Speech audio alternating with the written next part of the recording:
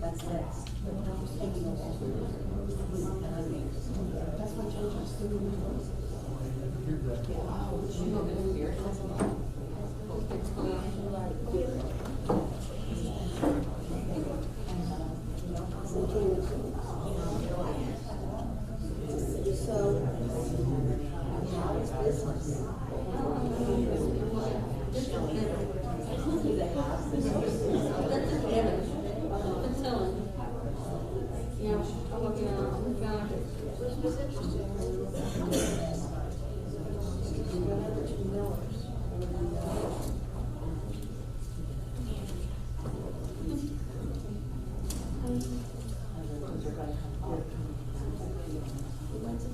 Sports bar, jam, 1 hour away. And then closest street bar, that is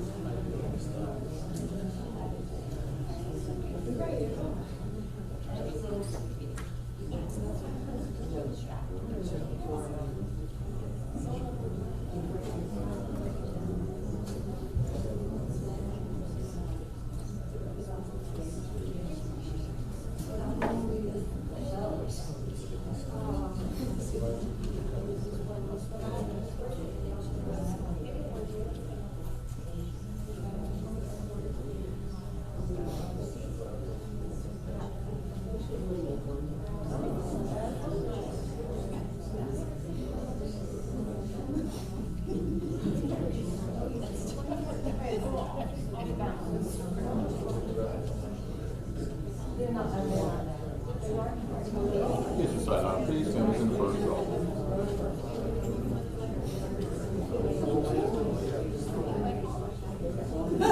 Please stand in the first row.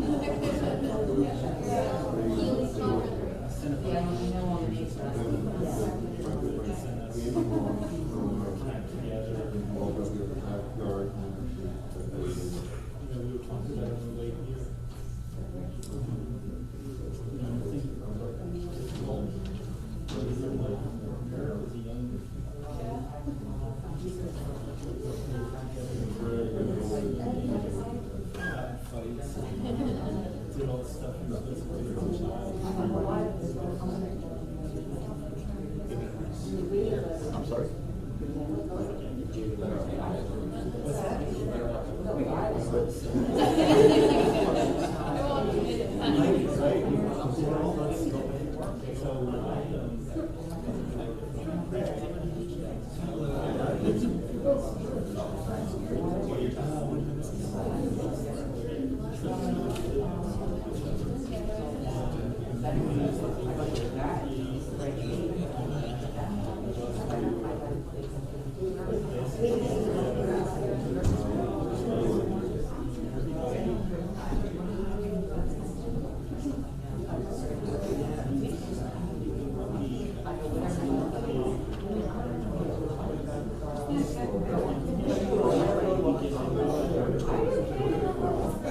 Just use the side aisle, please. Families in the first row.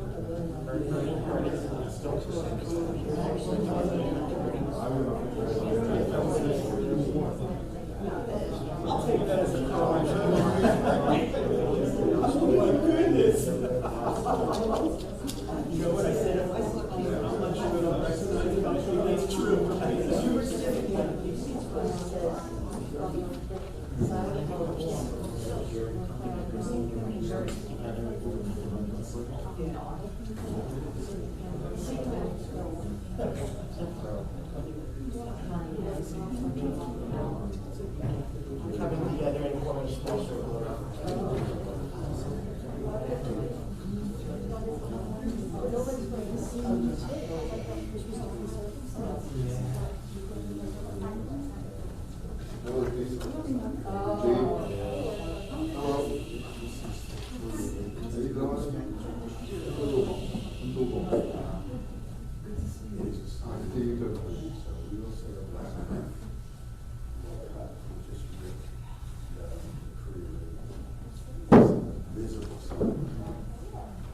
Tradition says you this, with the exception of Shabbat festivals, for this period of Shoshi, this period of food.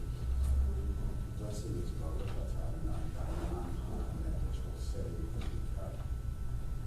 translation, which is God, the judge of the truth. What really this is the base of the mystery of that we have no other choice but to accept it and try to deal with it as we live our lives. So,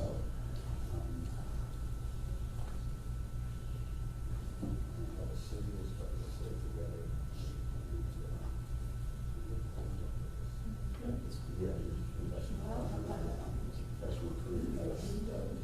So if you'll say with me together, Baruch atah Adonai Eloheinu melech haolam dayar ha'amen.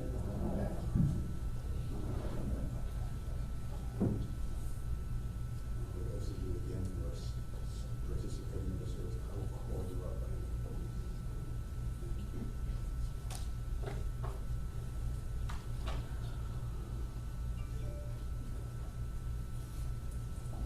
You can all be seated for services.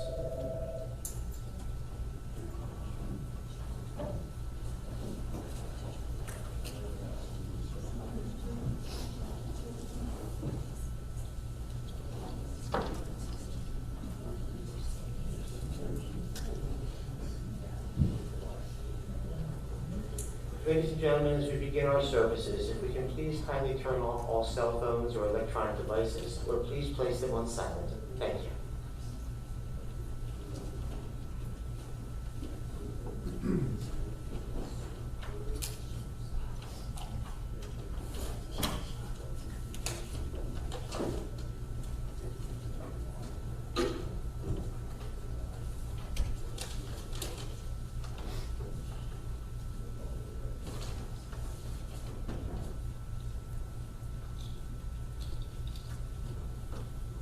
In the couple of conversations that I had with the Lewis family over these last couple of days, I asked them to try to paint a picture, a little bit verbal, of Eric. Kind and supportive, open and frank, gentle, curious, and despite the challenges, I think as you mentioned to me the other day, despite the challenges, never complained. So we come here this morning and today to honor a life, to remember and to reflect on the mysteries as the blessing when we just did the cutting of the Korea ribbon, which is in many ways just an acknowledgement of the mystery of life and the ultimate mystery of death. Our tradition reminds us that Moses came to the conclusion toward the end of his life that the mysteries of existence belong to God. There are limitations to knowledge and comprehension. There are problems we are not meant to solve. In the face of such mysteries, our tradition reminds us that God has given and God has taken away. And we continue to place our faith in God and in the ultimate meaning of life. We have, as we are reminded, the ability to relate that a person's life has affected our own. And in truth, that reflection is part of what we are doing now. Because as Moses has assured us, quote, the revealed things belong to us and our children.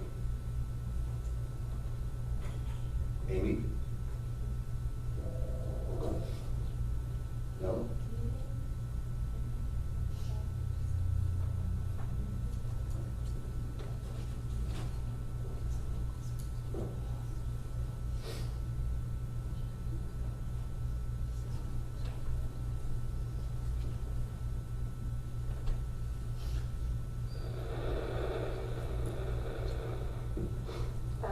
The blessing of the memory. It is hard to sing of oneness when our world is not complete, when those who once brought wholeness to our life have gone, and naught but memory can fill the emptiness their passing leaves behind. But memory can tell us only what we were, in company with those we loved. It cannot help us find what each of us alone must now become. Yet no one is really alone. Those who live no more echo still within our thoughts and words, and what they did is part of what we have become. We do best homage to our dead when we live our lives most fully, even in the shadow of our loss. For each of our lives is worth the life of the whole world. In each one is the breath of the ultimate one. Now ended, brought us closer to the source of life, in whose unity is no one is alone, and every life finds purpose.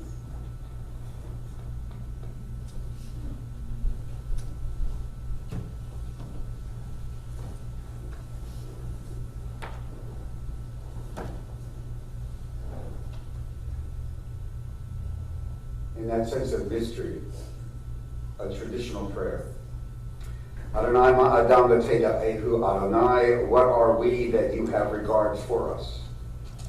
What are we that you are mindful of us? For we are like a breath, our days are like a passing shadow.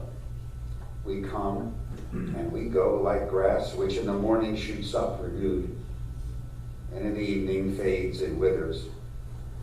You cause us to return, O dust, saying, return, O mortal creatures. Would that we were wise, that we understood where we are going. For when we die, we carry nothing away. Our glory does not accompany us. Mark the wholehearted and behold the upright, for they shall have peace. Adonai, you redeemed the souls of your servants, and none who trust in you shall be desolate. We call for a reflection. For that honor, Craig.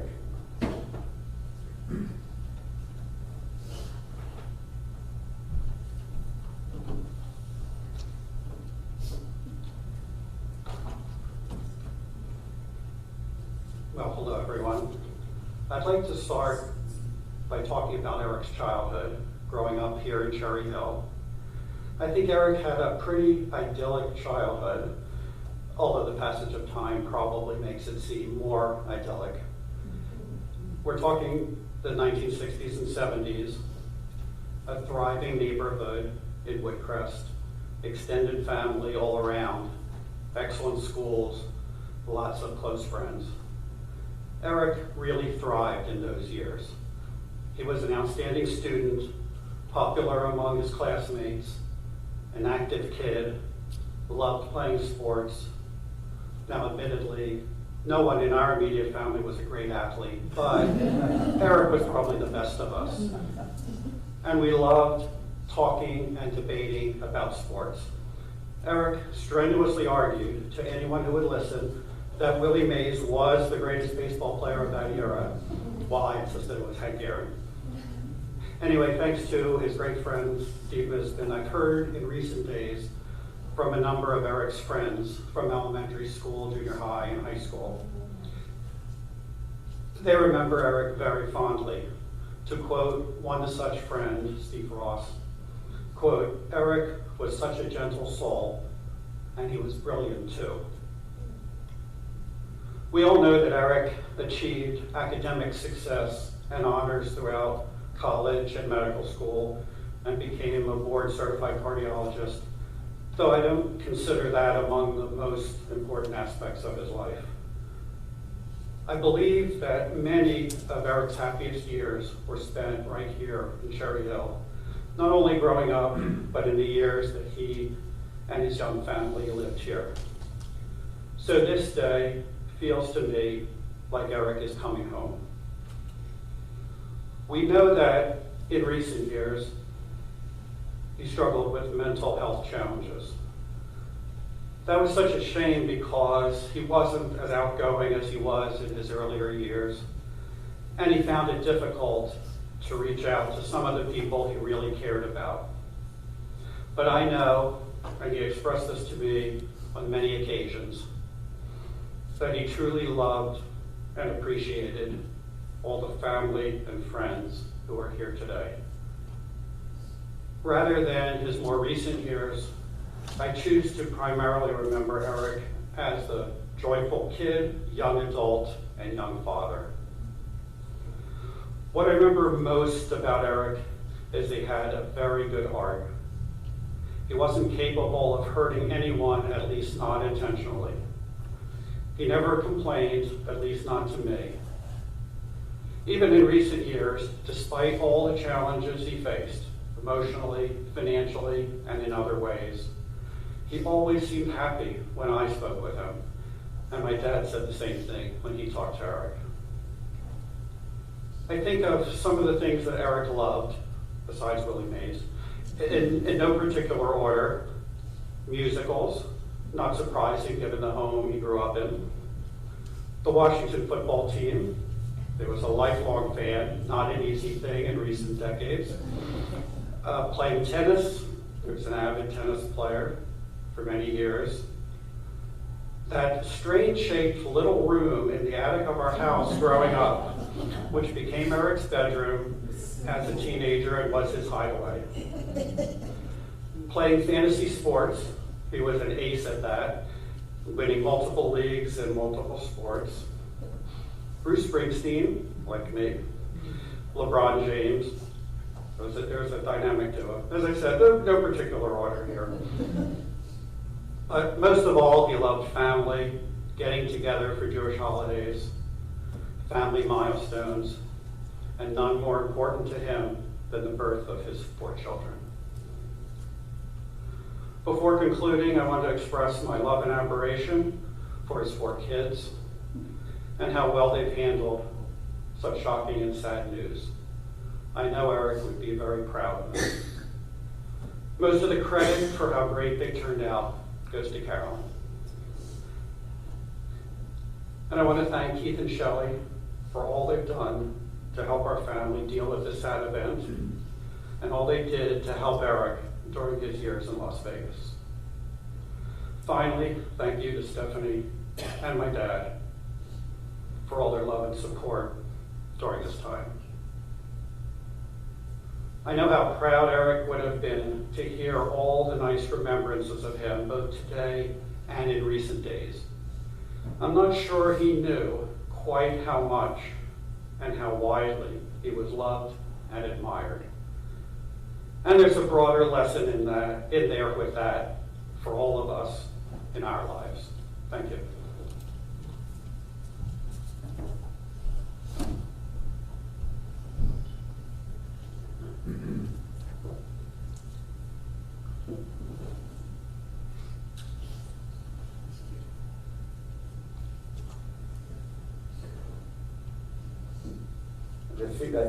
The theme of remembrance, the theme of life, the theme of taking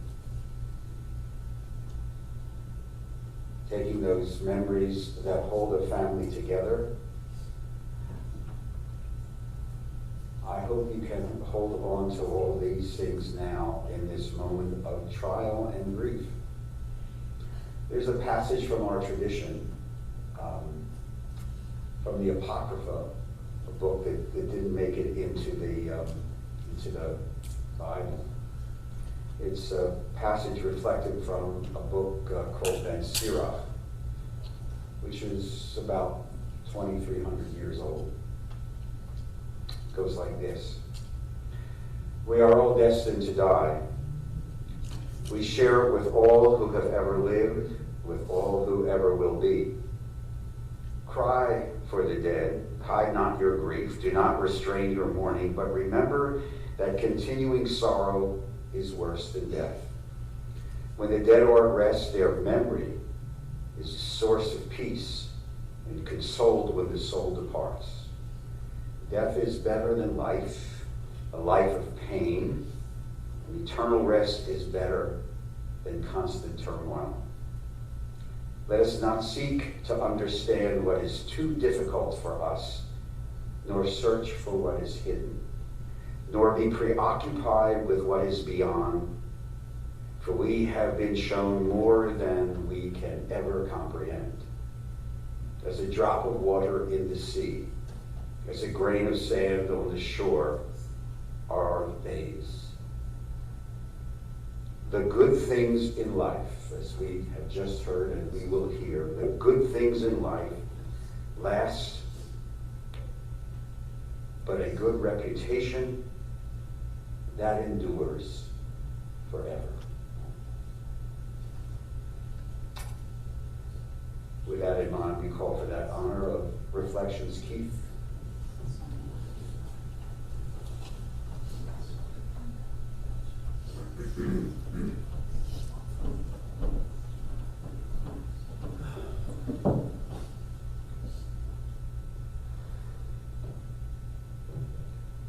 Eric loves sports. When we were kids, my father worked nights, and on the nights they worked, he had dinner early at 5 o'clock, and Eric was playing sports with all his friends. And didn't want to come back for dinner, so we'd eat dinner in 2 shifts, and so my poor mother had to make dinner twice, but anyway, he loved to travel. He was American Trails West for 2 years in a row, taking kids out west and on camping trips. Speaking of sports, he was Kent Hilltop's hockey instructor for several years. Excellent eye-hand coordination. Got that from my father, a dentist. And it served him well in his pursuit of interventional cardiology, which is he loved so much. I was very good at. And I remember, not being able to drive, like in the 75 through 77, he could drive when I was 2 years younger. I kept begging him to go to the mall, and so he'd go to the mall religiously, thank God, so I got some experience going to the mall.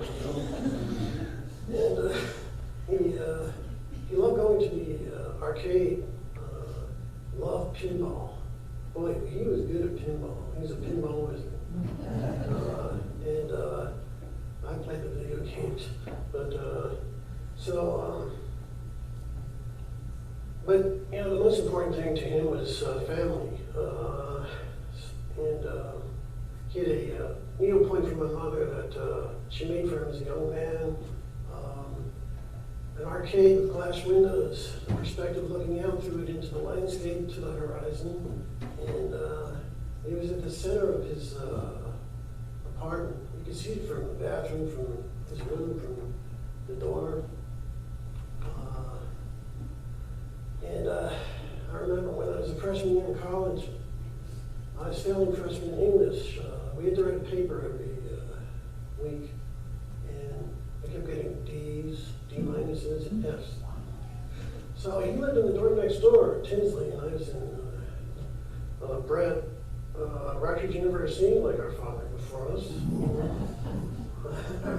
And he helped me with those papers. It wasn't going to work. I mean, they told me I should write like Ernest Hemingway. I was never going to write like Ernest Hemingway. But anyway, so I remember in my internship, I was filling out that too. Internal medicine. I was. But I remember, because Eric was always interested in percutaneous transluminal coronary angioplasty, PTCA. And that was his thing. That's, it was evolving right at that time when he was coming out of medical school. And I'd written a paper on it in medical school, inspired by him.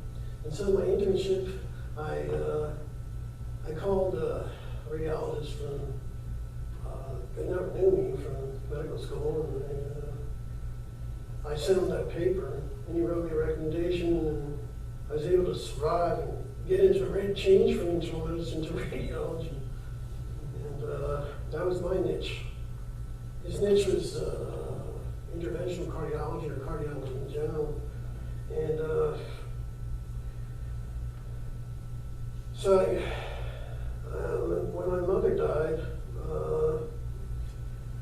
she told Marcy Siegel, her close friend, that this was going to be the hardest on Eric.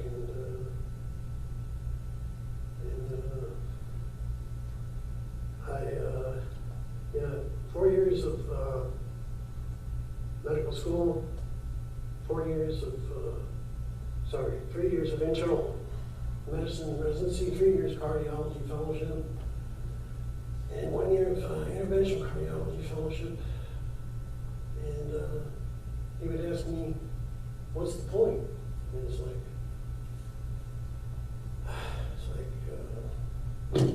I'd look at the dog on my bed, I'd like to hear him, because I was kind of fatalistic too, in our own sorts of passive ways. I said, yeah, when my dog looks back at me at the end of the bed, with an intense glare, looking for direction, I'd say, what's the point too?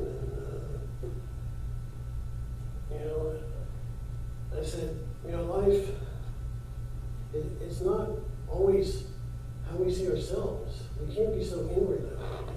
It's more important how other people look at us. And, life is not a sprint or a marathon. It's a relay race.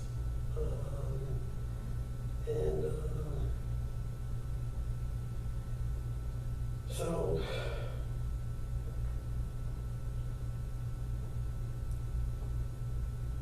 when I had a great idea, I thought I had a great idea. In 2006, repay the favors to have them to come out to Las Vegas because we just acquired a 120 slice spiral CT scanner, and I wanted him to spearhead the cardiac imaging program. I knew what he was capable of. I thought this is a no-brainer. I mean, come on. It certainly beats working at Disneyland, Universal Studios, and call centers.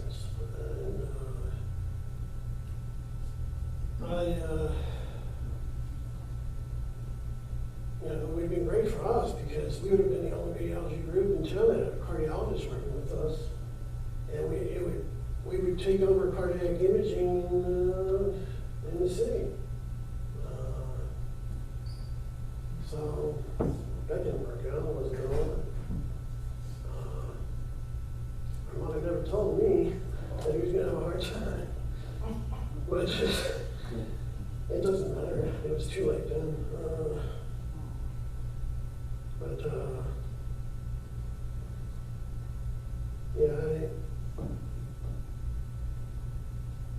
He ultimately got what he wanted because he's got 4 special children. And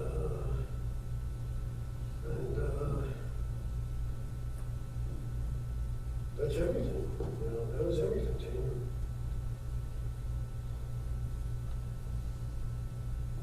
He lost so much, but they made up for it.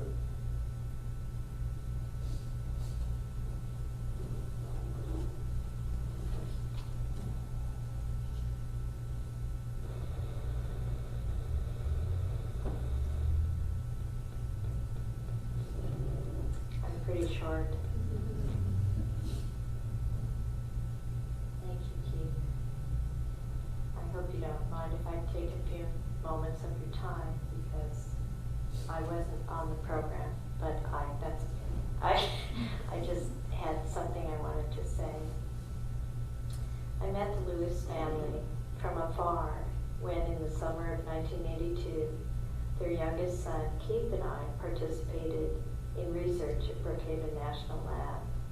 Over 10 weeks, I grew to know Keith as a considerate, gentle man who listened and who was passionate about science, the universe, and many things intellectual and philosophical. December 1982, I met Eric and Keith's parents when I came east for med school interviews. I saw the context of Keith's characteristics in his home, almost life-size bar mitzvah portraits,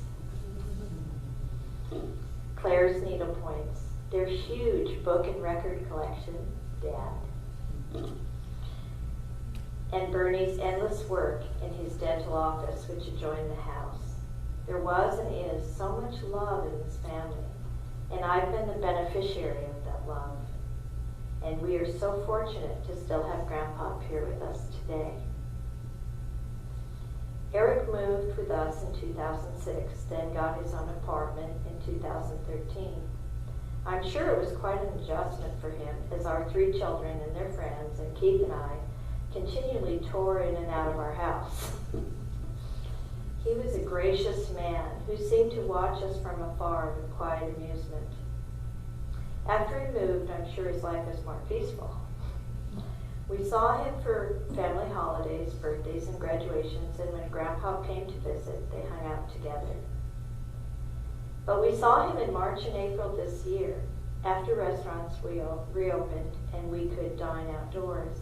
Keith and I and Eric always talk shop, so we talk shop about the COVID pandemic.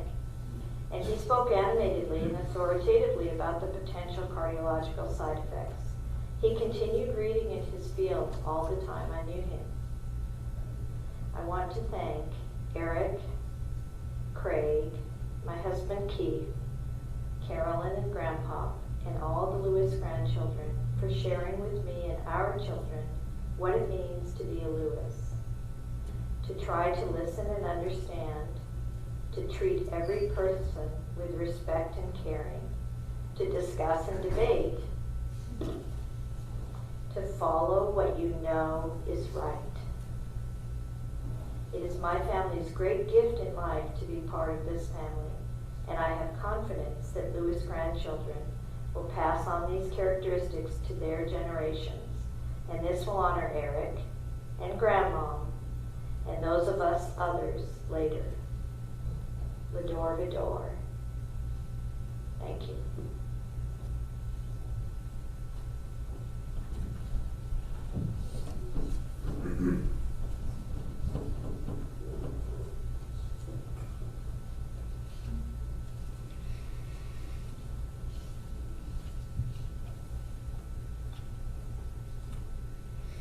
One of the great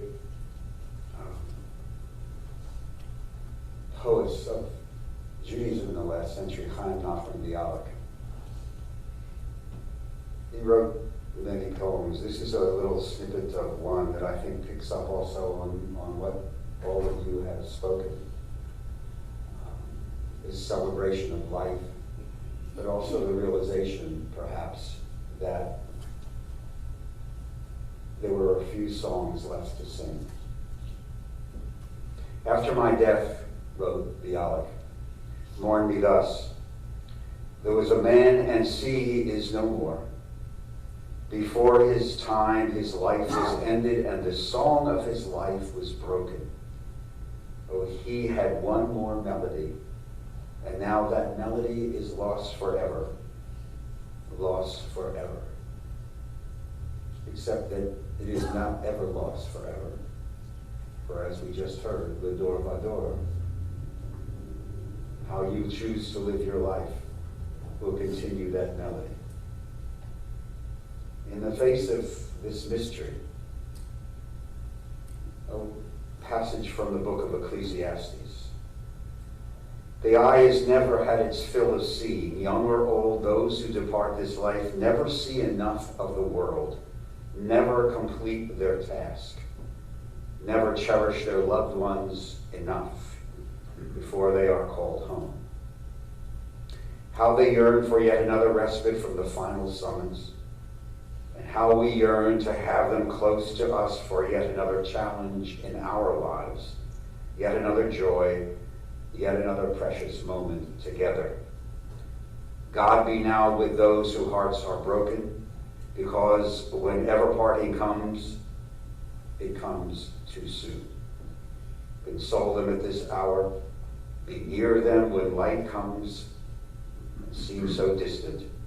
Sustain them, O God, until the time of healing. And now some reflections. And to do that, we call for that honor Julie and Katie.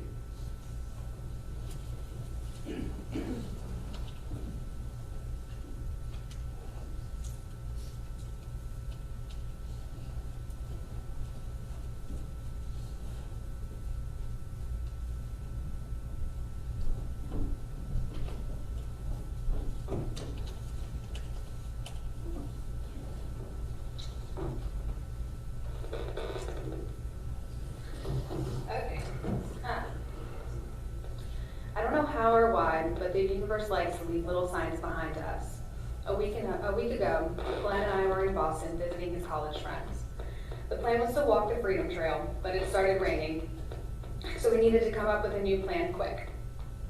The bar from Cheers was across the street, and we knew that we had to go, both for the love of Ted Danson and to seek refuge from the rain. My mom recently told me a story about a vacation her and Dad took to Boston, which included a trip to the legendary Cheers bar. Apparently he loved that show. The timing of that trip just seems like something larger than just a coincidence. My favorite memories with my father were when we were growing up.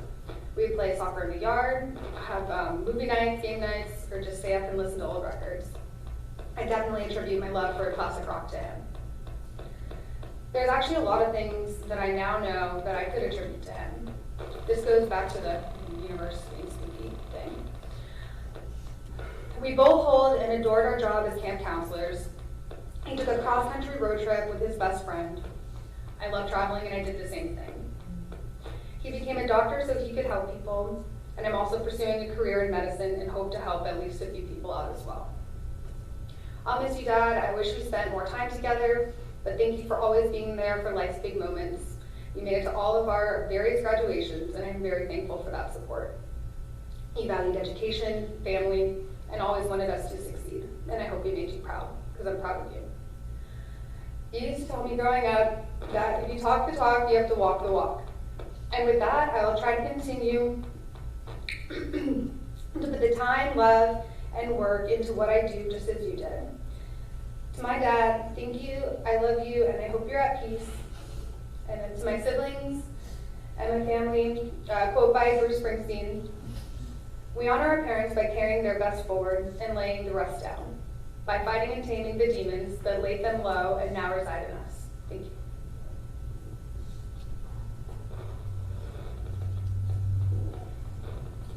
I swear I didn't know what she was going to say. So we have a lot of similarities, which is good. To my dearest father, talk the talk, walk the walk. You brought this into my world, Dad. At first I thought this was a strange way that you would tell us to pause and stand still when we were at the theme parks and we wanted to take a gulp from our Gatorade bottles. It's taken me a little bit to reflect on what lesson you were trying to teach us. What you meant was to support what you say, not only with your words, also through your actions. You were teaching us to carry ourselves with pride and integrity, and I stand here today striving to honor this phrase for you. You brought Broadway into my world, Dad. I remember watching your VHS recording of Cats on repeat. Fiddler on the Roof, Grease, Rent, The Music Man, Oklahoma, Phantom, and even more recently, Hamilton. We would discuss musicals almost any time that we talked. And you know that show tunes are how I've met so many of my closest friends in life.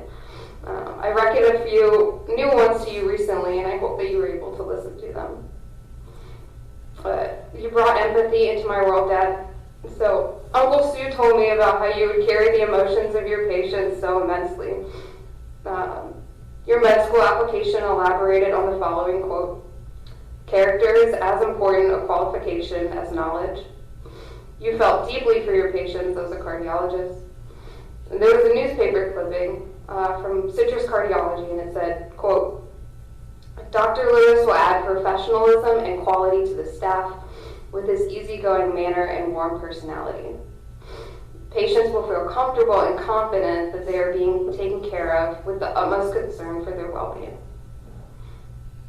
You also brought early onset of gray hair into my world. But it's okay, I forgive you for that one.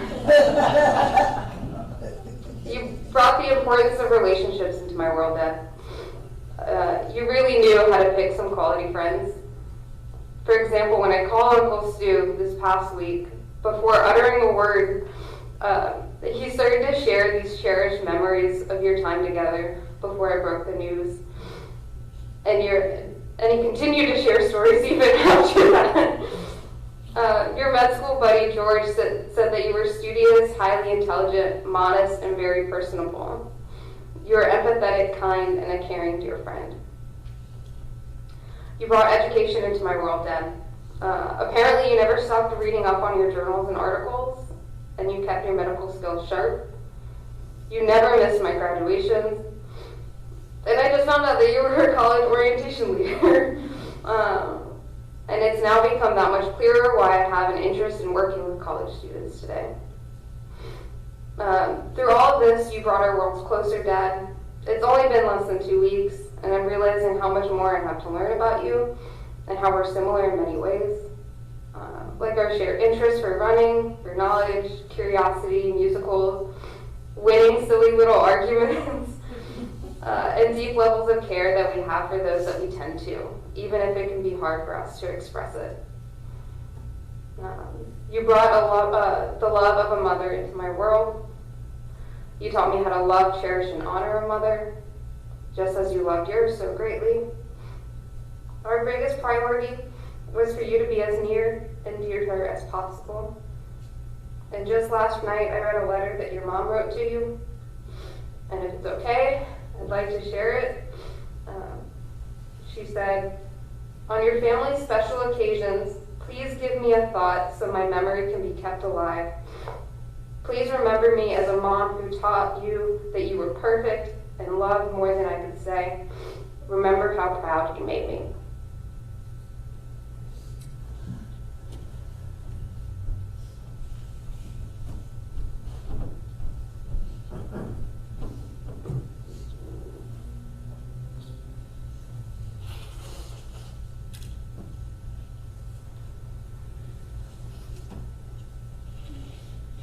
There's always a thought about how one keeps a memory alive. In our tradition, we say Kaddish on the anniversary of a person's passing. But what you just wrote and what you just said and quoted from that letter, really, I think, in many ways says it better than anything else. As long as you keep that memory, and the memories will come in ways that I can't even explain. Simply, in a moment's notice, you'll hear a song, and a memory will flash, and you'll be brought back to a different place or a different time. And that's really what today is all about. The beginning of that process of is taking all that love and finding its place in your soul for the rest of your life. We are about to entrust the spirit of Eric and ask God to keep faith, Sustain us that we may meet with serenity the mysteries that all of us will face as we move forward, knowing that when we walk through the valley of the shadow of death, you, God, are with us as a loving friend in whom we put our trust. You are the light of our life, our hope in eternity. And for a final reflection and reading, Stephanie.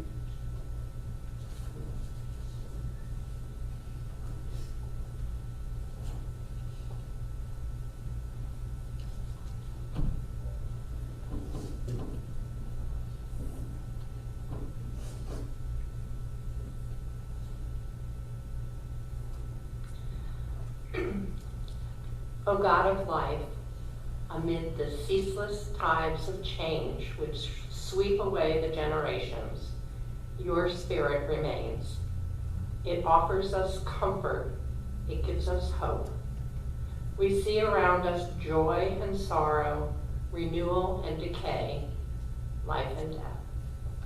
All of life obeys the following rhythm of existence. We accept life, but death we cannot bear. Pain and grief overwhelm us and cause us to stumble under their weight. Can it be that we, your children, are given over to destruction when our few days on the earth are ended? We cannot answer, for our minds cannot comprehend. Our hearts cannot fathom the mystery of life and death. We are mortals and our wisdom is imperfect.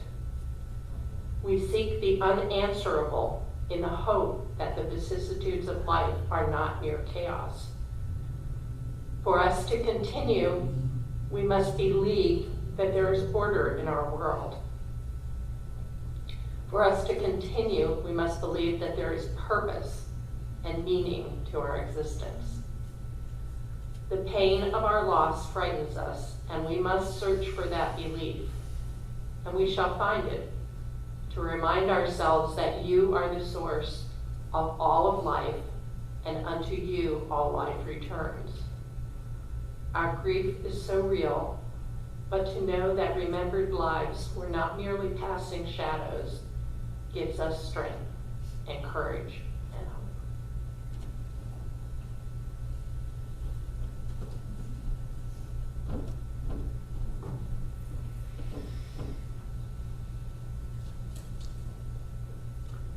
May Eric's memory endure among us as a blessing. In your own time, O God, when we too are called to eternity, may we leave this life secure in the faith that you are the light we see. In life and in death, we cannot go where you are not. And where you are, hope endures. Sustained by this assurance, we will invoke your name, Almighty God. For our life is a dance to a song we cannot hear. Its melody courses through us for a little while, and then seems to cease. Whence the melody, and whither does it go? In darkness as in light, we turn to you, the source of life, and the answer to all of these mysteries. The memorial prayer of our tradition is called the El Mole Rachamim. It is the prayer which we conclude this section of this service. It is a prayer which is very simple. It basically says, we have lost a loved one. Their spirit now rests in eternity with God, and may they rest in peace. And so I'm going to ask you as a community, a congregation of loved ones and friends and family to please rise.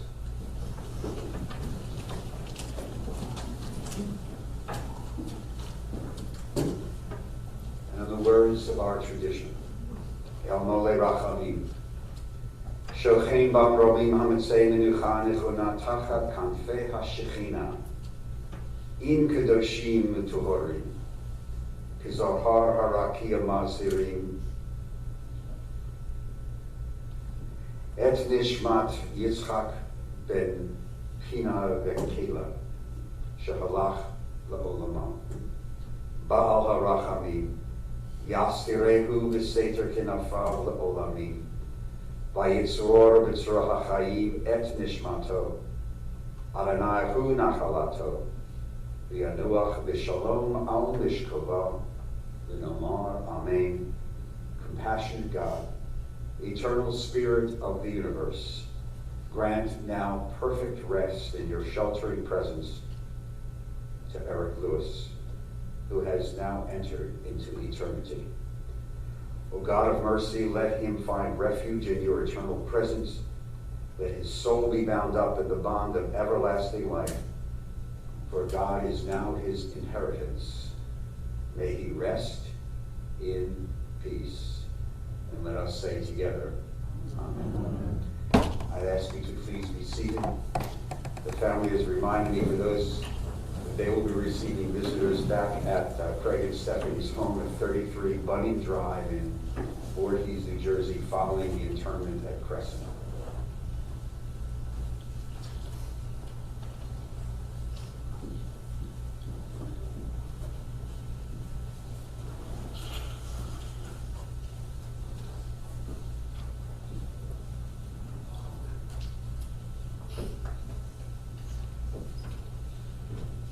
Have the pallbearers, please.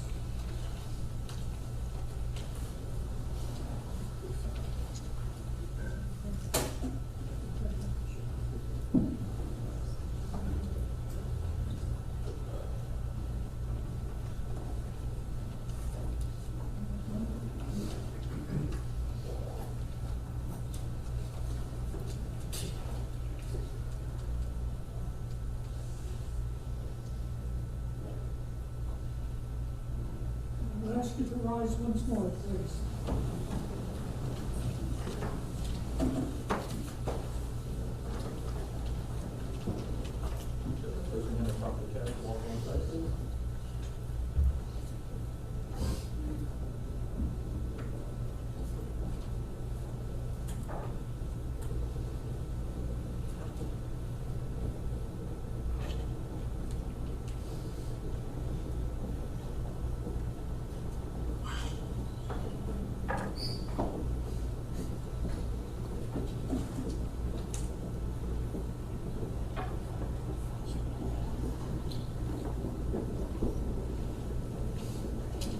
If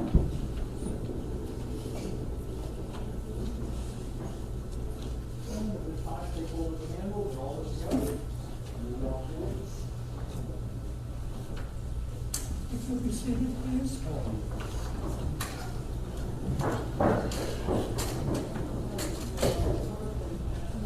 Ladies and gentlemen, I would ask that your family remain seated. This way, please. This way, right up.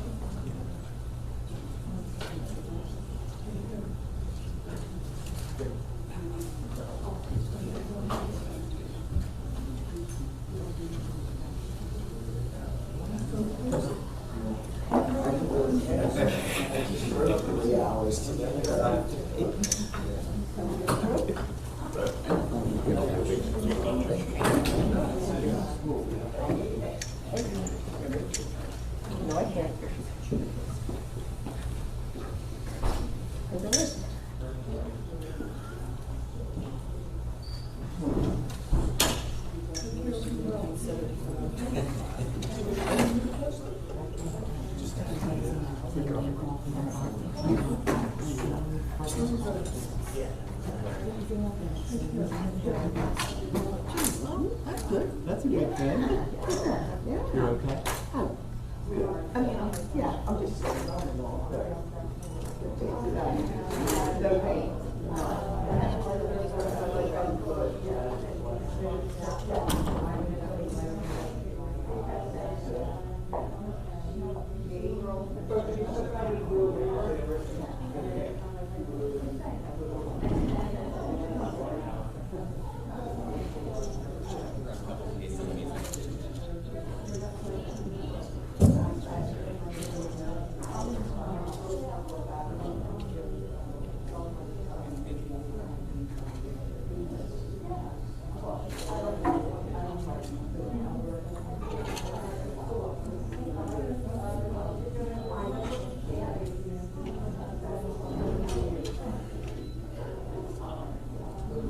Here, or because we gotta come through the. I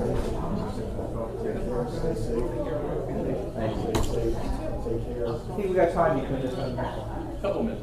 he's not even in the hallway. Yeah.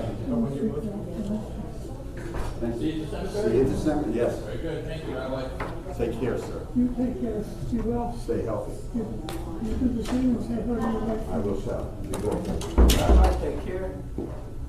How's your Phillies going?